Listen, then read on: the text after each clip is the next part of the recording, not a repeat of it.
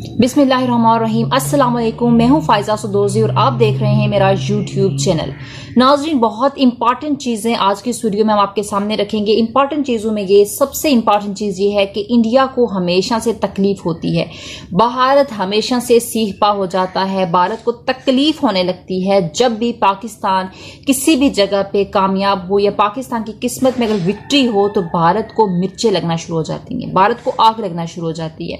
बहुत सारी ऐसे मामला सामने आए हैं, बहुत सारे ऐसे वाकयात सामने आए हैं कि जब जब भारत को लगा कि पाकिस्तान कामयाबी की तरफ जा रहा है तो भारत ने कोई ना कोई प्रोपेगेंडा दुनिया के सामने रख दिया है। भारत की तरफ से हमेशा आवाजें आती हैं, भारत के मीडिया की तरफ से हमेशा आवाजें आती हैं और ऐसी आवाजें आती हैं जो पाकिस्तान को सिर्फ और सिर्फ बदनाम करने की कोशिश होती है, एक बॉन्डी कोशिश होती है।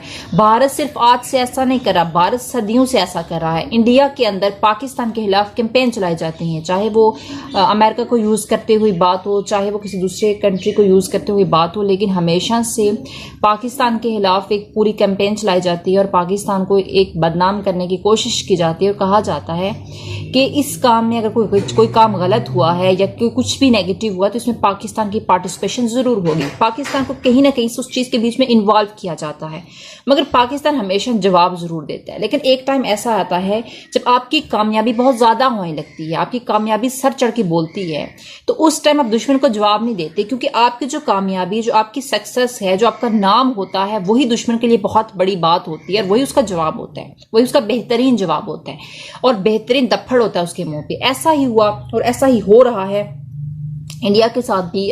जब से जो है वो अफगानिस्तान का मामला सामने आया है, तालिबान अफगानिस्तान पर काबूज हो चुके हैं, जो भी सारे मामला हुआ है, उसके बाद भारत को इस कदर मिर्चें लगी हैं कि भारत सड़ा हुआ लग रहा है, जैसे पूरी तरह से जल चुका है। भारत के मीडिया से हमारा नेबर जो है भारत, उधर से अजीब व गरीब खबरें सामने आती हैं, हमारे हमसाए ममालिक, और उनमें जो सबसे अहम फितना जो है भारत, अजीब आवाजें आ रही हैं। आवाजें क्या आ रही हैं? हमारे हमसाए में एक मशीन लगी है जिसको प्रोपेगेंडा मशीन कहते हैं, जो हमेशा से प्रोपेगेंडा करती है और हर रोज जो है बच्चे देती है और मजीद प्रोपेगेंडा करती है, मजीद जो है बोंगियां साजिशें और बोंगे ड्रामे करती है। अच्छा, हर रोज ये सारे मामलात होते हैं, हर रोज प्रोपेगेंडास होते हैं। वहां से अब जो नया प्रोपेगेंडा निकला है वो क्या है? दुनिया में सप्लाई किया जा रहा है वो प्रोपेगेंडा, दुनिया को उसके बारे में एक गलत फहमी बताई जा रही है। हमारे हमसाए में से एक और आवाज निकली है और कहा जा रहा है कि जो हेलीकॉप्टर, जो मशीनरी, जो मिसाइल्स अमेरिका छोड़ के गया है,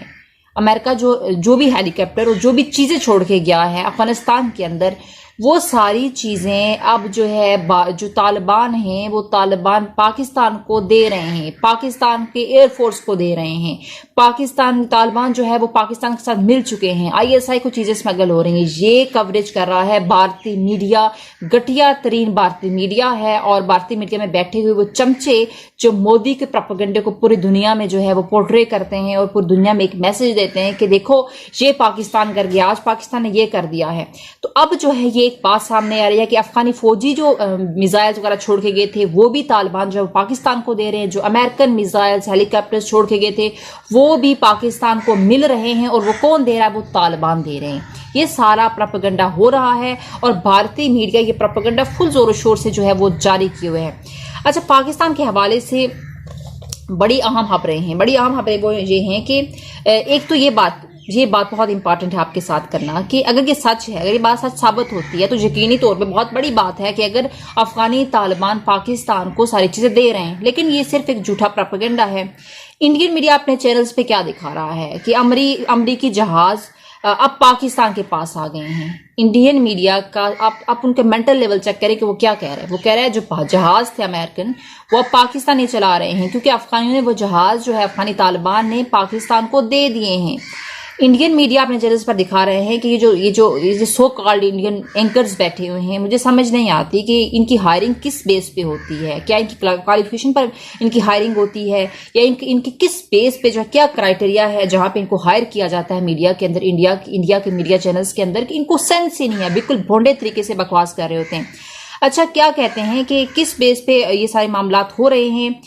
वो ये कह रहे हैं कि जो पाकिस्तान के हवाले किया गया है जहाज, इंडियन अमेरिकन जहाज, और उसका नाम जो बता रहे हैं अपाचे, उसका नाम बता रहे हैं। वो ये कह रहे हैं कि अपाचे जो है वो पाकिस्तानी एयरफोर्स के पास है, वो उसको चला रही है, उसको यूज कर रही है, और वो अफगान तालिबान ने अमेरिका से लेके, यानी अमेरिका छोड़ के गया था और अफगानी तालिबान ने वो पाकिस्तान को दे दिए।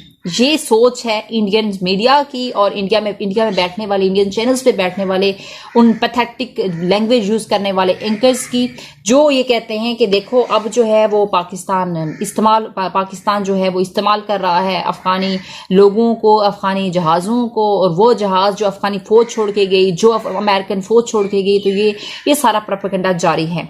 अपाचे हेलीकॉप्टर, आप वीडियोस देख सकते हैं यूट्यूब के ऊपर, जिसमें वो कह रहे हैं कि जिसमें इंडियन एंकर्स बैठ के ये कह रहे हैं कि देखो ये वीडियो चल रही है, ये अपाचे हेलीकॉप्टर है और ये अमेरिका का हेलीकॉप्टर है, ये पाकिस्तानी एयरफोर्स ले चुकी है, इतनी तेज है ये ISI, ये पूरी हर चीज पे कब्जा कर चुकी है, इनका माइंड बहुत तेज है। इस तरह की बातें बैठ के इंडियन चैनल्स पर हो रही हैं, और आज से नहीं हो रही, बहुत टाइम से हो रही हैं। अच्छा, एयरफोर्स के बारे में ये कहा जा रहा है, ये कहते हैं कि एक बात बहुत इंपॉर्टेंट इंडियन मीडिया पे बैठ के इंडियन एंकर्स ये कहते हैं कि देखो अफगान जो तालिबान हैं उनको तो ABCD नहीं आती, और उनको क्या पता जहाज चलाने का और सारी चीज़ों का। हालांकि ऐसी बात नहीं है, तालिबान बहुत पढ़े लिखे लोग हैं और उनमें बहुत सारे क्वालिफाइड लोग हैं। और आपको याद होगा कि 1996 के अंदर 1996 में जब इनकी अपनी फोर्स थी और अपनी फोर्स मौजूद थी, इनके पायलट्स भी मौजूद हैं, इनके पास अब मौजूद हैं, यानी कि उस टाइम के पायलट्स भी इनके पास मौजूद हैं। और जो अफगानी फौज थी जो इनके साथ मिल चुकी थी, बाद में कुछ जो लोग इनके साथ इन्वॉल्व हो चुके थे, और वो लोग भी, उनके पायलट्स भी इनके पास मौजूद हैं। और फिर यहाँ से अफगानी फौज जो है वो भागी थी और उनके पायलट्स भी ऑब्वियसली अफगान तालिबान के साथ हैं, तो इनके पास अपना पूरा एक स्टाफ है, पूरा मामला है। लेकिन पता नहीं क्यों भारत का एक माइंड सेट इतना गंदा बन चुका है कि भारतीय मीडिया बकवास किस्म की रिपोर्टिंग करता है, बकवास किस्म की चीजें सामने लाता है। और वो जो अफगान तालिबान थे, उनके साथ जो भी अफगानी फौज के जो पायलट थे वो इनके साथ शामिल हो गए थे, तो ऑब्वियसली उन्होंने अफगान तालिबान को ज्वाइन किया है और अब उनके लिए वो सर्व कर रहे हैं, और इनकी एक अपनी एयरफोर्स भी मौजूद है। तो मुझे समझ नहीं आता कैसा क्यों सामने आ रहा है मामलात। और ये पहला वाकया नहीं कि इस तरह के पाकिस्तान पर इल्जाम लगाए जा रहे हैं या पाकिस्तान के बारे में बात की जा रही है। शुरू से ही इंडियन मीडिया के ऊपर जो है बैठ के एंकर्स यही बात करते हैं कि वो देखो ये हो गया, ISI दुनिया की नंबर 1 जो है वो एजेंसी बन चुकी है, पाक फौज नंबर 1 है, लेकिन इन लोगों के पास मैशियत कमजोर है, हर चीज में ये पीछे है, लेकिन इनकी फौज बहुत तेज है। आप देखें कि किस कदर डर और खौफ है इंडियन मीडिया के अंदर, इंडियंस के अंदर, जनरल्स के अंदर, इंडियन जनरल्स के अंदर, कि वो पाकिस्तान से किस कदर घबराते हैं, किस कदर उनको दुख होता है। और दूसरी एक वीडियो बहुत वायरल हो रही है, वो ये वायरल हो रही है कि भारतीय मीडिया के जो लोग हैं वो इस तरह से क्या करते हैं, जो किस कदर जो है वो उनकी कुक्कड़बाजों की जो उनकी सोच है, जो भारतीय मीडिया के एंकर्स हैं, और किस कदर जो है कबूतरबाजों की उनकी सोच है और थड़ेबाजों की तरह वो गुफ्तगू करते हैं।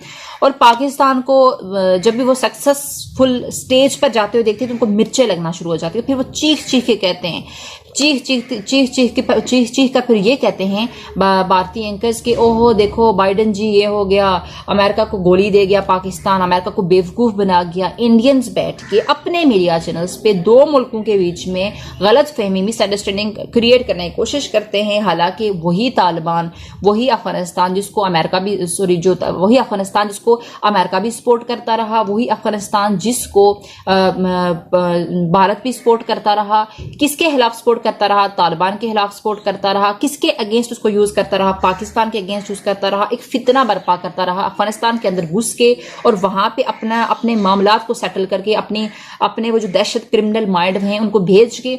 लेकिन आज सारा मामला पाकिस्तान पे डाल रहा है, इसलिए कि पाकिस्तान पीस और अमन की बात कर रहा है। शुरू से इमरान खान साहब ने भी ये कहा था, और हमारे जितने भी लीडर्स आए हमेशा से ये बात हुई थी कि अमन की बात होगी, पीस की बात होगी, काम की बात होगी।